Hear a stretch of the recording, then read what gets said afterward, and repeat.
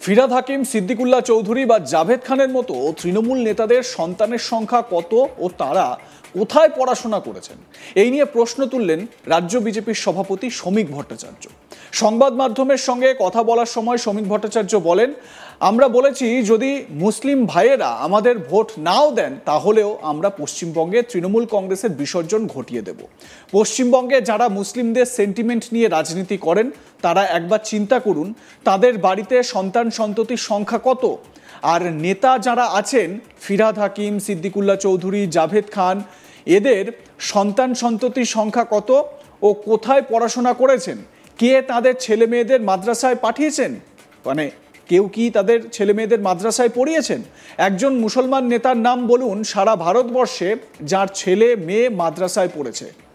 শমিক ভট্টাচার্য এ বিষয়ে ঠিক কি প্রশ্ন তুলেছেন শোনাবো তার মুখেই। দেখুন, আমি তো সংখ্যালঘু ভোট পাওয়ার জন্য কোনো আবেদন করিনি। ববি হাকিমদের রাজনীতি মুসলমানকে মুসলমান বানিয়ে রাখার রাজনীতি, মুসলমানকে মনুষ্যত্বের মর্যাদা না দিয়ে তাদের ভোটার বানিয়ে রাখার রাজনীতি। আমরা বলেছি যদি মুসলিম ভাইরা আমাদের ভোট নাও দেন তাহলেও আমরা পশ্চিমবঙ্গের তৃণমূল কংগ্রেসের বিসর্জন ঘটিয়ে দেবো। কিন্তু মুসলমানদের চিন্তা করতে বলেছি এটাই যে ববি হাকিমের মেয়েরা কোন কলেজে পড়েছে, কোন স্কুলে পড়েছে। পশ্চিমবঙ্গে যারা এই মুসলিমদের সেন্টিমেন্ট নিয়ে, তাদের ব্লক ভোট নিয়ে রাজনীতি করেন, তারা একবার চিন্তা করুন যে তাদের বাড়িতে সন্তান সন্ততির সংখ্যা কত। আর নেতা যারা আছে ফিরহাদ হাকিম, সিদ্দিকুল্লাহ চৌধুরী কিংবা এখন জাভেদ খান, এদের সন্তান সন্ততির সংখ্যা কত আর কোথায় পড়াশুনো করেছে, কে তাদের ছেলে মেয়েদের মাদ্রাসায় পাঠিয়েছে। একজন মুসলমান নেতার নাম বলুন সারা ভারতবর্ষে যার ছেলে মেয়ে খারিজি মাদ্রাসায় পড়েছে। সুতরাং ভোটের সময় তাদের কথা মনে পড়বে, ভোটের সময় মাথায় ফেজ টুপি পরে তারা পৌঁছে যাবে, চলবে না। আর ববি হাকিম তো এরকম ছিলেন না, উনি তো দুর্গা পুজো করেন, উনি তো নামাজি হিন্দু ছিলেন। আমি তো ববি হাকিমকে জানি নামাজি হিন্দু বলে। উনি এত বড় দুর্গা পুজো করেন, আবার তারই সঙ্গে এরকম ধর্মপ্রাণ একজন মুসলমান, ওর এরকম পরিবর্তন হচ্ছে কেন? শমিক ভট্টাচার্যের এই বক্তব্যকে ঘিরে রীতিমতো শোরগোল পড়ে গিয়েছে বিভিন্ন মহলে। উল্লেখ্য, বিজেপির রাজ্য সভাপতি হয়ে শমিক ভট্টাচার্য বলেছিলেন বাংলার সংখ্যালঘু ভাই বোনেরা সৈয়দ মুস্তাফা সিরাজ, সৈয়দ মুস্তাফা আলীকে দিয়ে পশ্চিমবঙ্গকে চিনবে, নজরুলের কথা শুনবে নাকি কোনো জিহাদির কথা শুনবে, হুমায়ুন কবিরের কথা শুনবে। আপনারা চিন্তা করবেন, পশ্চিমবঙ্গের মাটিতে আপনাদের চিন্তা করতে হবে আপনাদের পরবর্তী প্রজন্ম হাতে পাথর নিয়ে ছুটবে। মুসলমান মানেই সমাজবিরোধী। যারা দূরে থাকছেন, প্রয়োজন যদি মনে করেন বিজেপিকে অচ্ছুত অস্পৃশ্য মনে করেন, বিজেপিকে ভোট দয়া করে দেবেন না।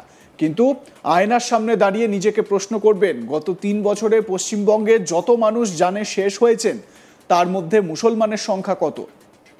এ প্রসঙ্গে শমিকবাবু কি বলেছেন শোনাই আপনাদের। বাংলার সংস্কৃতিকে, বাংলার বহুত্ববাদকে, বাংলার থিয়েটারকে, বাংলার কবিতাকে, বাংলার উপন্যাসকে বাঁচিয়ে রাখতে হবে বাংলার মাটিতে।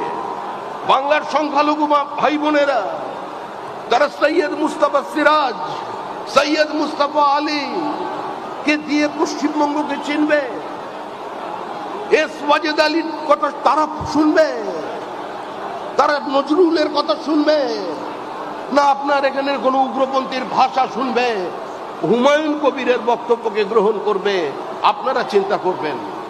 আপনাদের চিন্তা করতে হবে পশ্চিমবঙ্গের মাটিতে যে আপনার পরবর্তী প্রজন্ম হাতে পাথর ছুঁড়বে।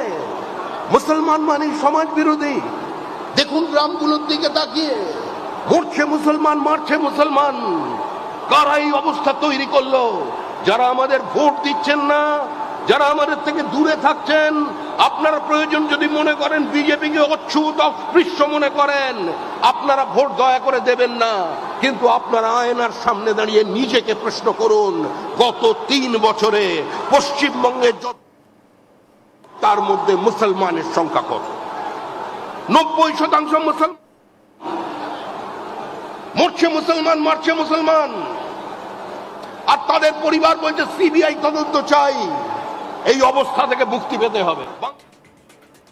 একই সঙ্গে শ্রমিকবাবু আরও বলেছিলেন, বিজেপির লড়াই সংখ্যালঘুর বিরুদ্ধে নয়, বিজেপির লড়াই কোনো মুসলমানের বিরুদ্ধে নয়।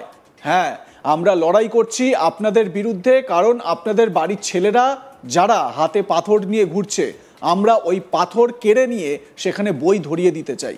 এই লড়াই বিজেপির লড়াই। কি বলেছেন শ্রমিক ভট্টাচার্য সেদিন, শুনুন। আজকে সংখ্যালঘুদের বুঝতে হবে যে বিজেপির লড়াই সংখ্যালঘুর বিরুদ্ধে নয়, বিজেপির লড়াই কোনো মুসলমানের বিরুদ্ধে নয়। হ্যাঁ, আমরা লড়াই করছি আপনাদের বিরুদ্ধে, কারণ আপনাদের বাড়ির ছেলেরা যারা হাতে পাথর নিয়ে ঘুরছে, আমরা ওই পাথরটাকে কেড়ে নিয়ে ওখানে বই ধরিয়ে দিতে চাই।